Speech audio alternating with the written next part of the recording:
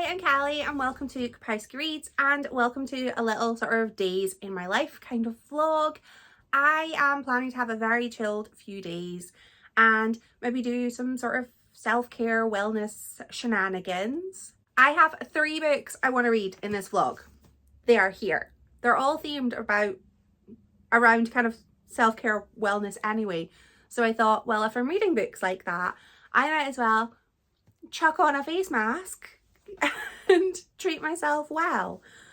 Eat some vegetables, drink some water, go outside, that kind of thing. So the books I'm planning to read are Pixel Flesh. This is a non-fiction book about how toxic beauty culture impacts women. I am currently halfway through it. I am loving this book. This book is possibly gonna make its way onto my list of favourite, it's coming out of its jacket, favourite non-fiction books, and I'm hopeful, but I'm having a great time with it so far. And I have 2 fiction books that are on my TBR because I want to finish my TBR this month. I really want to finish my TBR this month. So I think if I maybe crack out 2 of them in this video, then I'll be good. So I'm hoping to read Aesthetica by Ali Rowbottom and Sharp Scratch by Heather Darwent. These are my goals. I hope I succeed. I am planning to go out. I'm planning to go for a walk. I'm going outside because we got our food delivery this morning. We picked a 7 to 8 a.m. delivery slot. It's Saturday. Why did we do that?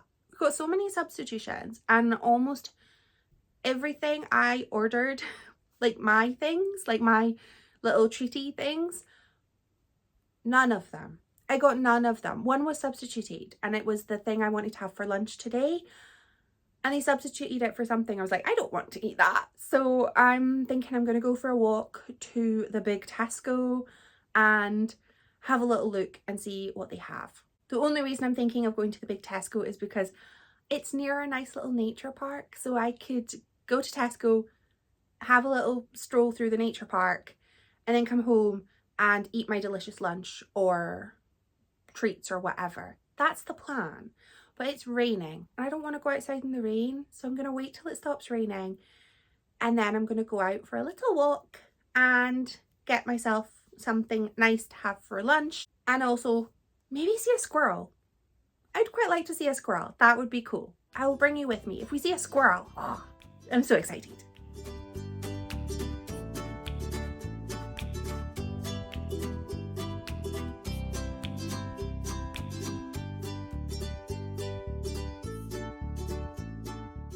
I grossly underestimated how long it would take me to walk to the Tesco.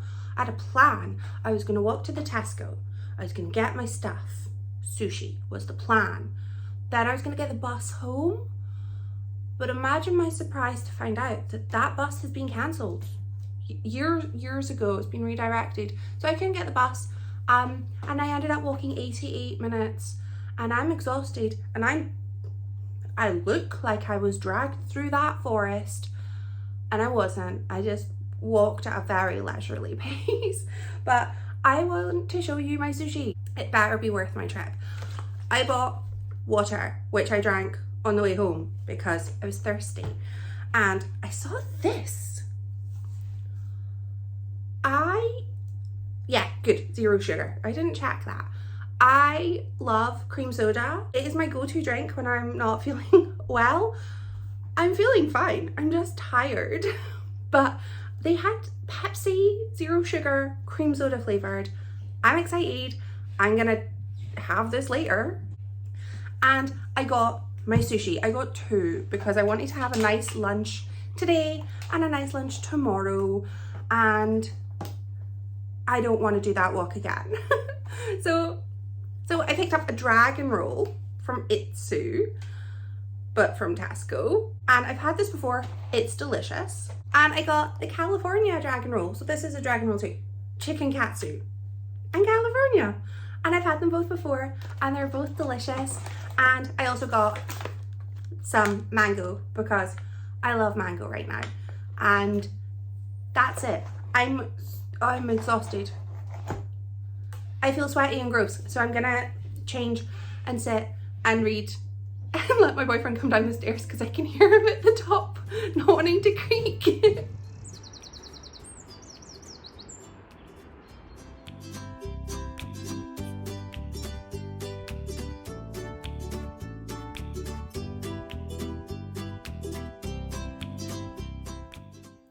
Reading update time. I have finished reading A Sharp Scratch by Heather Darwent. This is an advanced copy. It comes out in May. It comes out on the 29th of May, and I'm so excited for this book to come out because I'm so excited for more people to read it so that I can talk to more people about it. So because this isn't out, obviously I'm not going to give any spoilers, but I usually try not to give spoilers unless I say I'm going to give spoilers. This book focuses on our main character, Betsy, who suffers from what everybody assumes to be insomnia. She not only can't really sleep at all, she goes through these very strange, somewhat hallucinatory moments, but also she has these sort of blackouts where she does somewhat kind of violent things sometimes, or rather unhinged things, and has no memory of doing it or thinks it's a dream, and she's just really struggling. Betsy gets this job at a bookshop. She explains to her boss what she's been going through, and suddenly this woman appears and tells her, I run a spa called Carn up further north. You can come. We treat people who have illnesses kind of similar to yours, and we can make you better. And it's free. So she's like, look, I'm desperate. I've got nothing to lose. Off she goes. And what I loved, first of all, was that we don't really know where the book takes place other than it's north in Scotland. But there is a train station called Braemar, and that's near here. It's kind of Aberdeenshire. So I was like, not only is it Scottish, it's kind of set nearby. Maybe there's a creepy spa, wellness retreat near here. I don't want to go, but it's nice to know where to avoid. So Betsy ends up at Carn, and it is introduced to us as this grand kind of manor home, very castle-esque. There's a moat. There's a creepy moat. The moat is creepy because the way in is kind of blocked. You have to have a special code to like raise the bridge, and the water looks like something from a horror film. So already I'm getting like gothic novel vibes from this. Betsy meets the other, I don't want to call them inmates, so we'll call them patients. And everybody is there for a different reason, but they are all struggling. They've all kind of been failed by modern medicine, and this is sort of a last attempt out of desperation to come here and try and get help. And what then ensues is a very unnerving wellness experience for Betsy and for the other residents. I loved this book. I gave this 5 stars. 5. Take them with my finest regards. Loved this book. I loved Betsy as a character. I found that she was extremely flawed, but the best of us are. I loved all of the characters, actually. There was no person that I was like, oh, them again. Every single person I loved reading about. I really felt for Betsy. Like, I wanted her to get better. I wanted her to feel rested. I wanted her to feel well. And I wanted her to just find whatever it was that she was looking for, because she hadn't found it and she wasn't a happy bunny. She just needed something else. I love the setting. I am a sucker for a creepy, isolated location. I've said it before, I will continue saying it. And a creepy, grand manor home with a moat and secret passageways and secret rooms. Yes, please. This felt kind of timeless in that there were no phones, no sort of modern appliances in the wellness retreat, and I kind of loved that. I love that this book could really have taken place in the 90s. It could take place, you know, 5 years from now. I loved that.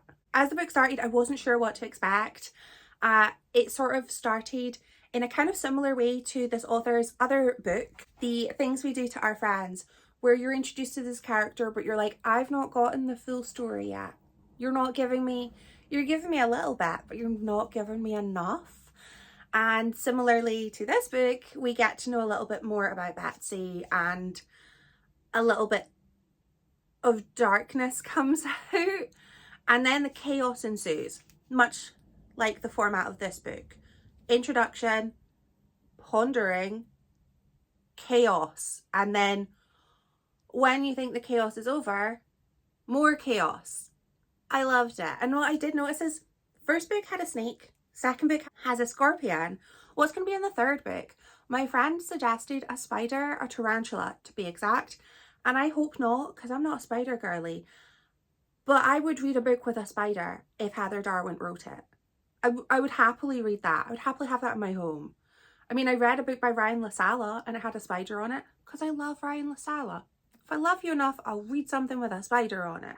But if you want to read a book that is set in Scotland, that has the environment and the location basically as an additional character, has a just underlying tension throughout where you know you have a sense of foreboding. Something bad is going to happen. You don't know to whom, you don't know what, you don't know when, but you know it's coming and it's going to be, oh, then I'm going to recommend this book. It's chaotic, it's glorious, it's beautifully written, and it's very, very short. The chapters are extremely short, so it feels like an even faster read than it was. I tried to savor this, but I didn't want to because I wanted to just read it. I loved it, highly recommend. I hope my other two books are just as beloved. This is getting a good spot on the shelf.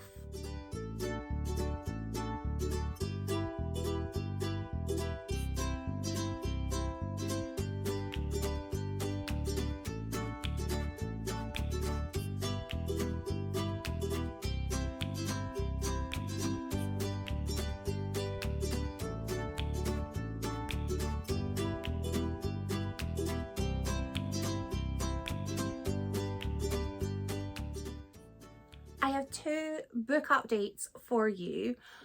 I was gonna come back and give halfway through thoughts on both of these books, but my end of book thoughts are the same as my halfway book thoughts. So I thought I'll just finish them.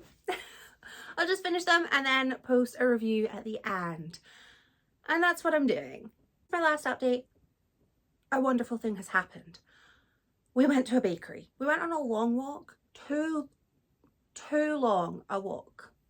I was very tired. I also had to pee for half of that walk. Very worth it because we went to a bakery called Fat Batch. The name itself, you want to go there, but I'd seen online like they had these cute like brownies, and I can't digest dairy, but I don't care. I got one for myself anyway. It's in a part of town that we are never there on foot. Sometimes we'll go past like on a bus, but it's not somewhere that we've ever been walking past when they're open. So we made a mission to go there, get some sweet bakes and come home. And I added, if all has gone correct, I've added some b-roll of our little walk and of our delicious treats. They were amazing, and I'm glad we went yesterday because otherwise if we'd gone today, it's raining and I don't want to go out for a big long walk in the rain. That's how you get sick. And we all know I have the immune system of a poorly Victorian child. So book updates. I'm going to start with my fiction book, which was Aesthetica by Ali Rowbottom. I think I did say what this book was about, but I don't remember, so I'm going to perhaps repeat myself. This focuses on Anna, who at 19 was an Instagram celebrity, sort of influencer, and she is now 35 and has decided she wants to have a somewhat controversial procedure called aesthetica, and that will it will reverse all of the cosmetic work that she has had done, and it will allow her to look the way that she would have looked had she not had any procedures and aged naturally. So it will undo the cosmetic work, but it will also add things like wrinkles, fine lines, sun damage, that sort of thing. And the night before she is supposed to have this procedure done, she is approached and asked to participate in a sort of public takedown of her ex-manager, who has sort of carved this place for himself as like King Alpha, toxic masculinity. Just doesn't sound like a nice guy. The book made a lot of promises. I will read from the back because it promised to be as radiant as it is caustic. Aesthetica explores self-transformation, mother-daughter relationships, and our collective addiction to followers, filters, and faux realities. And I think that I read a different book. I did not love this book, and I did not like this book. I only finished this book this morning, and there was a moment where I thought I wasn't going to get this book finished in time for the vlog, and I was going to have to tell you, look, I've not finished it. Sorry. Not that there's any pressure to finish books for vlogs, I wanted to. This book does kind of focus on what it promised to deliver, but we get to see 19-year-old Anna, who is painted as this almost like caricature of a hungry wannabe influencer. And we don't get to see any sort of softness, any emotion. She's just so focused and kind of cruel to a lot of people, very judgmental, and I felt that's I can imagine if I was a 19-year-old wanting to be an influencer and I read this, I would imagine maybe it would be a bit kind of hurtful to sort of go, is that how these people seem? The book flips quite inconsistently between 19-year-old Anna and 35-year-old Anna. We do not really get to see anything that happens between being 19 and being 35 when you're sort of, you know, peak growing years. And I would have liked to have known what happened, because we see her be, you know, an influencer, an Instagram baddie, and we get to see what she goes through to achieve this, and it's quite awful. It's very awful.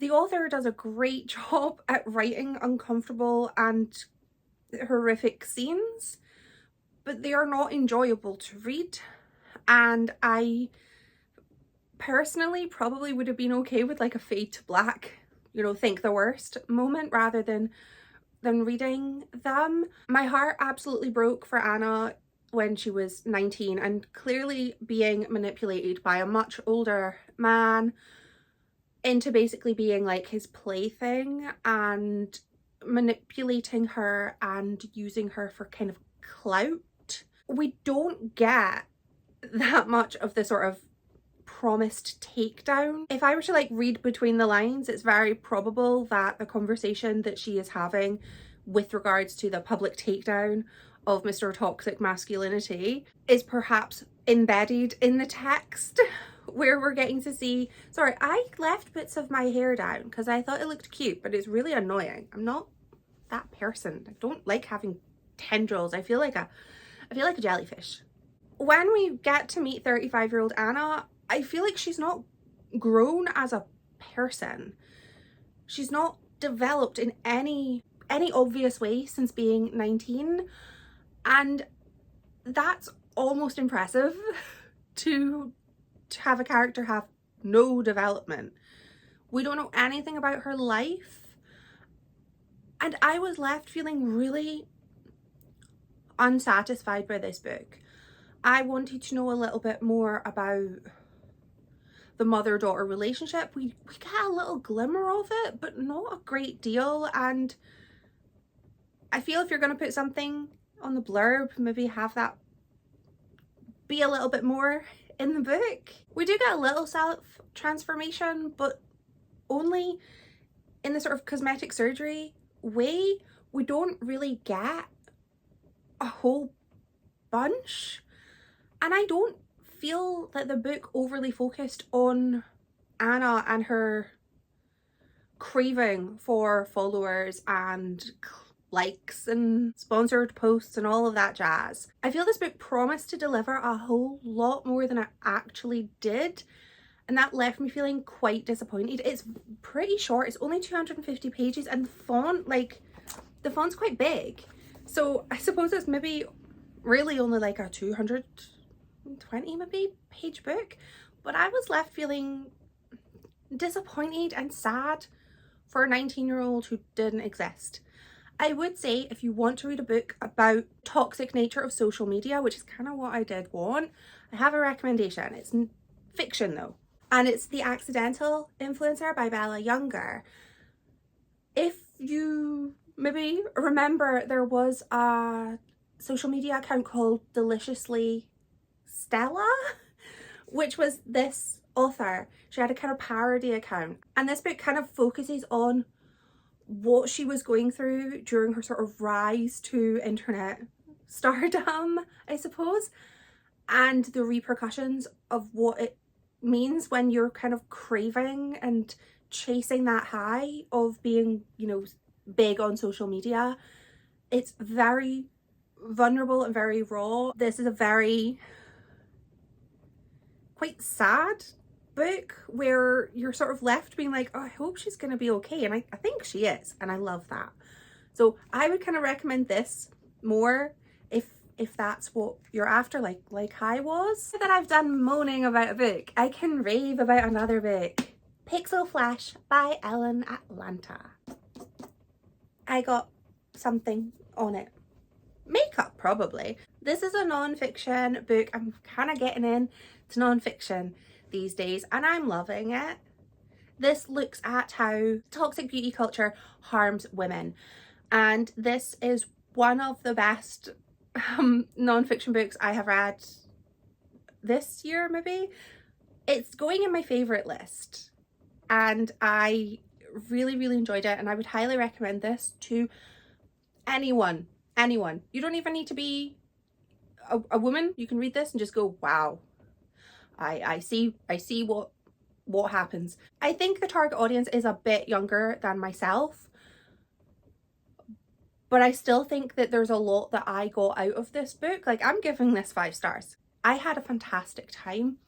The book is very relatable regardless of age. I actually think like my mum could read this and get a lot out of it, because sadly the times, they are not a-changing when it comes to the pressures that women face. If anything, they're maybe getting a little bit worse because of the rise of like things like social media, where you can see your favorite celebrities, people you look up to in real time.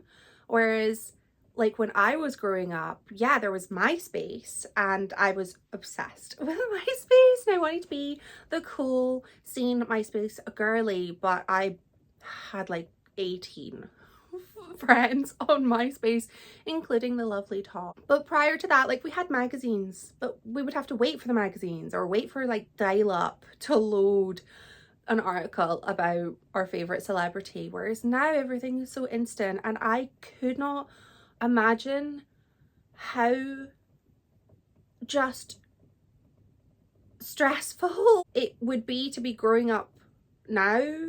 And I think that this book is such a fantastic read. I kind of love that this book didn't assign any blame or judgment towards the people that we are perhaps looking up to, sort of going, oh, I wish I had their skin, wish I had their brows, like I want to look like them. I joke all the time, like, I want to be Bella Hadid. I will never be Bella Hadid.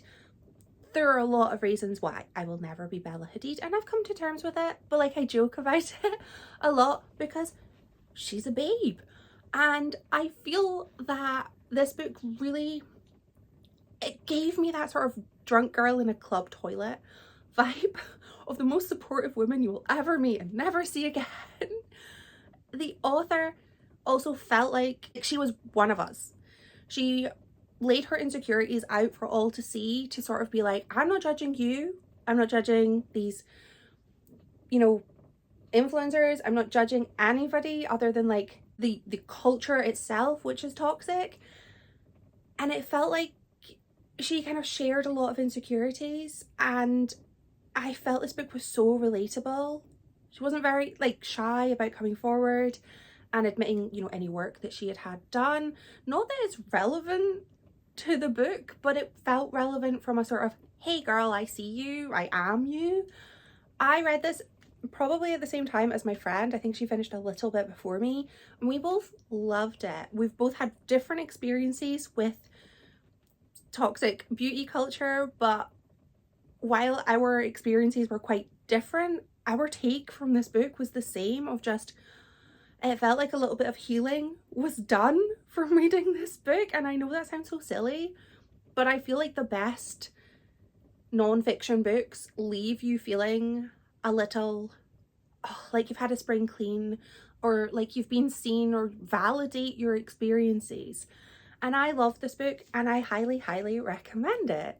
So I am, again, counting this vlog as an overall success, because while I have had one book that I did not love, and this book will be going into my pile of books to go to the charity shop, I had two books I absolutely adored, and they both get 5 stars.